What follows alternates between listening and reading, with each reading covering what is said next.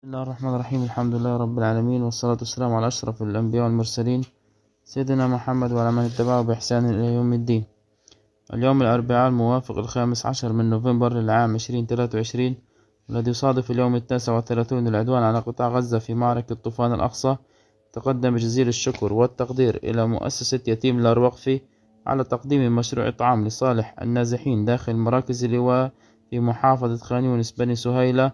بارك الله فيكم على هذا العطاء المتواصل، وجزاكم الله عنا خير الجزاء، ونتمنى منكم استمرارية هذا العمل الطيب، ودمتم ودام عطاؤكم، والسلام عليكم ورحمة الله وبركاته.